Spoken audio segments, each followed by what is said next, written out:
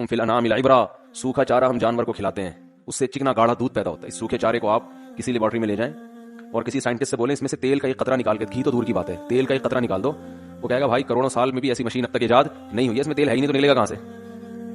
یہی وجہ ہے کہ کولیسٹرول کے مریضوں کو گھاس کھانے کا مشورہ دیا جاتا ہے، یعنی گھاس سے ملتی جلتی سبزیاں کہ اس میں تیل نہیں ہے. اس سے تیل نکالنے کی کوشش کرو گے تو اپنا تیل نکل جائے گا، اس سے تیل نہیں نکلے گا. اب اللہ تعالیٰ اگر بھینس کو بادام کھلاتے ہیں کہ بھئی اس سے تم نے دودھ نکالنا ہے چکنائی والا، تو چکنی چیزیں کھلاؤ.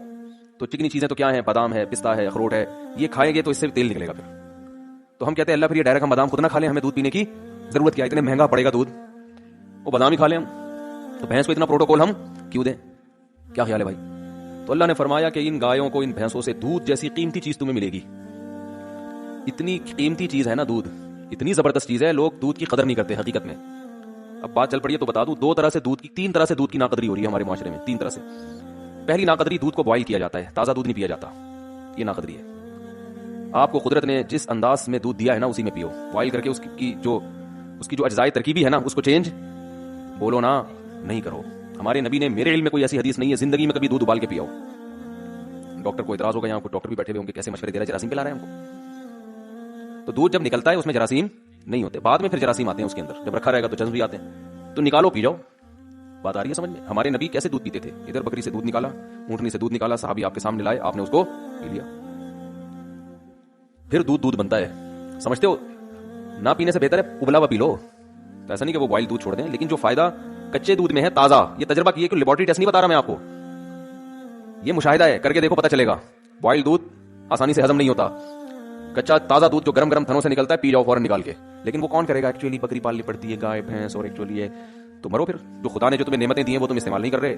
دیکھو میں بار بار کہتا ہوں، نیچر کبھی تبدیل نہیں ہوگی چاہے سائنس کتنی ترقی کر جائے.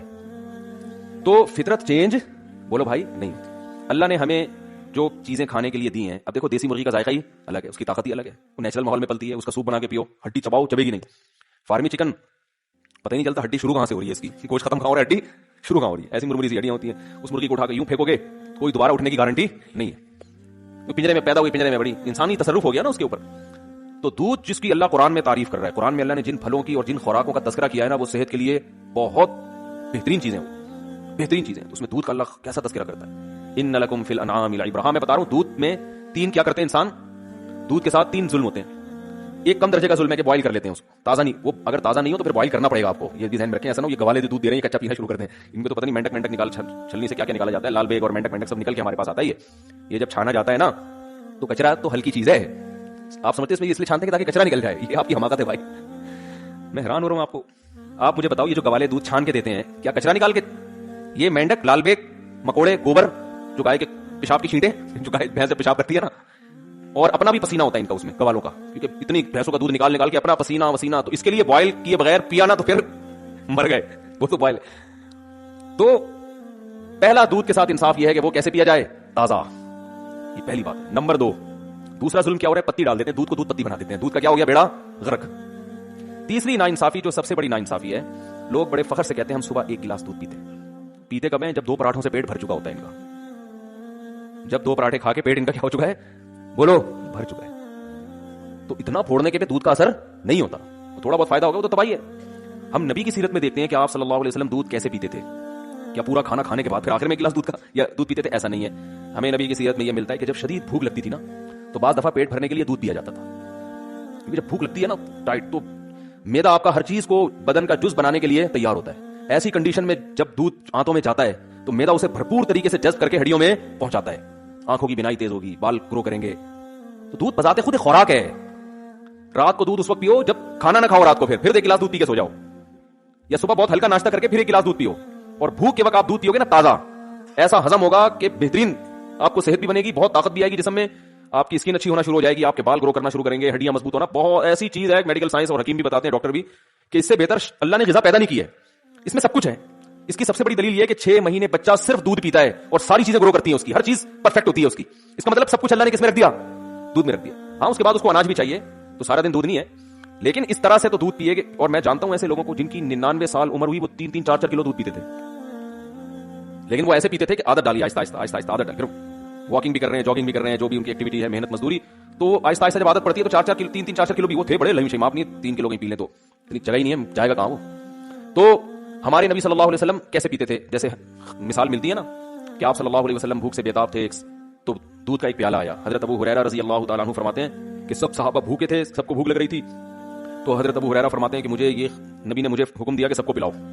तो फरमाते हैं एक प्याला देख के मुझे ख्याल हुआ कि मेरी बारी में तो 2 घूंट भी नहीं आएंगे, और सब शदीद भूख की हालत में।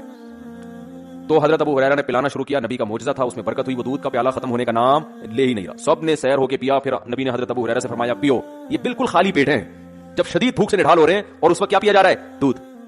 आपने हजरत अबू हुरैरा से फरमाया पियो, फरमाते मैंने पिया, फरमाया और पियो। बार बार पिलाने के बाद हजरत अबू ने फरमाया कद शबिअतु, मैं सैर हो चुका हूं, मजीद पीने की गुंजाइश नहीं है। अब समझ में आया दूध कैसे पिया जाता है?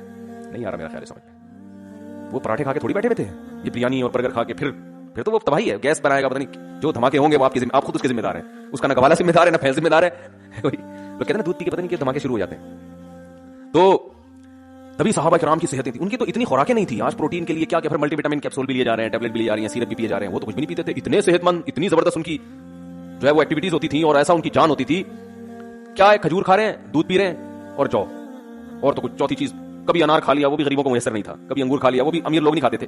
3 चीजें, खजूर, अनाज में जौ, ये जो जौ की रोटी है ना, ये अनाज में ये खा रहे हैं, कार्बोहाइड्रेट की जो कमी है ना, कार्ब की, वो खजूर से और किससे हो रही है, जौ से हो रही है। बाकी सारे प्रोटीन उनको कहां से मिल रहे हैं, दूध से मिल रहे हैं, और थोड़ी बहुत जो गंदम में और खजूर में रखा हुआ है अल्लाह ताला ने, मिनरल्स जो मिल रहे हैं उनको वो सारे खजूर से मिल रहे हैं, आयरन वायरन, ये इस टाइप की जितनी चीजें हैं ना, तो बस ये 3 चीजें खा रहे हैं फिटफाट। लेकिन जब अच्छा, हमें सीरत में ये भी मिलता है सहाबा की, कभी उन्होंने दूध बतौर खाने के खाया है, दूध में कुछ मिलाया नहीं है, कुछ भी नहीं मिलाया, खाली दूध। हत्ता कि एक रिवायत में आता है कि नबी को दूध में शहद मिला के पेश किया कि आपने मना कर दिया। मना करने की वजह ये थी कि मुझे दुनिया से रगबत नहीं है, ये तो बहुत ही खूबसूरत मशरूब हो गया ना, तो दुनिया से भी रगबती की वजह से कि 2 चीजें मिला के नहीं पीऊंगा मैं। जायज है दूध में शहद मिला के, फायदेमंद भी है, लेकिन हमारे नबी ने बहरहाल एक रिवायत के मुताबिक नहीं पिया कि खाली दूध या सिर्फ शहद, दोनों का कॉम्बिनेशन नहीं। तो हम देखते हैं सहाबा की सीरत में भूख लग रही है तो मुकम्मल दूध से पेट भरा है बस, और कुछ बोलो नहीं। आज कोई ऐसा करता है? बोलते क्यों नहीं करता भाई, ये कैसे हो सकता है खाली दूध से पेट भर ले। दूसरा हमें यह भी मिलता है कि सहाबा इकराम ने भूख के वक्त सिर्फ खजूर खाया पेट भर के। पेट भरने से मुराद वो वाला तोंद भरना नहीं जो हम लोग भर रहे होते हैं, उनका पेट भरना भी हमारे हिसाब से बहुत कम था, यानी जिसको वो समझते थे कि बहुत खा लिया। तो वो जो सैर होते थे खजूरों से, इसकी भी हदीस में मिसाल मिलती है कि आप सल्लल्लाहु अलैहि वसल्लम भूख से शदीद परेशान हुए, घर से निकले, रास्ते में हजरत अबू बकर मिले, वो भी भूख से शदीद परेशान और खाने को कुछ है नहीं, हजरत उमर मिले, वो भी भूख से शदीद परेशान, ये तीनों सहाबा गए। तो एक सहाबी के जब बाग था उसमें गए, तो उन्होंने जब उनको देखा तो फरमाया कि इतना, उनका खजूरों का बागात थे उनके, फरमाया अल्लाह की कसम आज मुझसे बेहतर मेजबान इस कायनात में कोई नहीं है, और आपसे बेहतर मेहमान इस कायनात में, यानी कोई मेहमान किसी के घर आया हो ना तो कुछ मुअज़्ज़ज़ होते हैं, कुछ ऐसे ही होते हैं, तो आज से पहले भी आज के बाद भी इतने मुअज़्ज़ज़ मेहमान किसी को अल्लाह ने नहीं दिए होंगे भाई, सैयदुल अंबिया और अबू बकर और उमर। और कहा कि अपने फख्र में कहा कि मुझसे बेहतर इस पूरी जमीन पे आज कोई मेजबान भी नहीं है जिसको इन जैसे लोगों की मेजबानी का मौका मिल रहा है। अब ये तीनों हजरात भूख से शदीद निढाल हो चुके थे, यानी आप अंदाजा लगाएं ना कितना सब्र किया होगा, इतनी शदीद भूख। तो उन साहबी ने क्या किया, ये नहीं कि भाई हम होते भाई यहां से ये ले आओ, यहां से ये कोई हमारे यहाँ भूखा मेहमान आ जाए, उधर से 3 बर्गर उठा के ले, वो ऐसे वो चापों का ऑर्डर दिया हुआ मैंने, वो चापे है ना वहां से चापे लिया, तो ऐसा कर नली निहारी लिया, मक्खन का तड़का जरूर लगा देना उसमें, पूरा एटम बम बना के ना ठीक है। काम क्या है उनके, काम क्या थे, घोड़ों पे सवार जंग लड़ रहे हैं, दिन में भी, रातों को पूरी रात तहज्जुद पढ़ रहे हैं, इतनी टफ उनकी जिंदगी, मेहनत मजदूरी, उनको तो बहुत कुछ चाहिए था ना। और हमारा काम क्या है, कुछ भी नहीं। एक साहब से मैंने पूछा आजकल क्या कह रहे हैं, कमाल, मैंने कहा आजकल क्या कर रहे हैं, कमाल कर रहा हूं। मैंने कहा जो कुछ नहीं कर रहा वो क्या कर रहा है, कमाल कर रहा है वो। जॉब कर रहा होगा, ज्यादा वहां जाएगा, थोड़ा सा कंप्यूटर में उंगलियों को टिश करके आ जाएगा वहां पे, और 2-4 इस तरह की हल्की फुल्की। और वर्क किसे कहते हैं, हार्ड वर्किंग होती है कि आप अपनी गाड़ी में 1 घंटा सदर पहुंचे जाके आपने किया, अबे तूने हिला है नहीं, तू बैठा बैठा दिमाग तो तेरा थक रहा है, कोई फिजिकल एक्टिविटी तो दिमाग खराब हो जाता है ड्राइविंग ज्यादा करने से। वैसे तो बैठा हुआ ज्यादा, आजकल तो गाड़ियां भी ऑटोमेटिक आ गई हैं, पहले थोड़ा सा गियर चेंज करने में मसल थोड़े से हिल जाते थे ना इधर उधर, वो भी नहीं हो रहे। एक साहब मुझे कहने लगे यार मुझे कुछ ज़कात के पैसे चाहिए, मैंने कहा क्या हो गया, कहने यार मेरी गाड़ी ऑटोमेटिक है, मेरे पाँव थक जाते हैं, मैं मैनुअल गाड़ी लेना चाहता हूँ। इसको देखो वो थक जाता हूँ ना, बार बार कह रहे हैं वो क्लच दबा के मेरी ये मसल जो है ना इनमें पेन शुरू हो गया है, तो कुछ मेरी मदद हो जाए। तो मैंने क्या कहूँगा उसको, आप सोचो तो पेन हो रहा है ना क्लच दबा के, ठीक है आसाइशें अल्लाह ने दी हैं, फायदा उठाना चाहिए, लेकिन ये कोई इतनी बड़ी टेंशन वाले काम नहीं है कि जिससे आपके लिए सुबह शाम चापे खाओ, आप बिरयानियां फोड़ो बैठ के, और ये करो और वो करो, इतने पराठे फोड़ो, ये नहीं होता। तो सहाबा के काम बहुत ज्यादा, और खुराक क्या देखें, कभी दूध से पेट भर रहे हैं, ये हल्की खुराक बोलो नहीं है, ये जो दूध से पेट भर रहे थे ना ये मामूली चीज नहीं है, ये दूध इनकी रगों को तर कर रहा है, इनकी जो जिस चीज की बॉडी में कमी हुई है उस कमी को पूरा कर रहा है। ये फैट नहीं पैदा होने दे रहा, मलाई खाने से इंसान मोटा होता है, दूध पीने से मोटा नहीं होता, ये कोलेस्ट्रॉल नहीं पैदा होने दे रहा,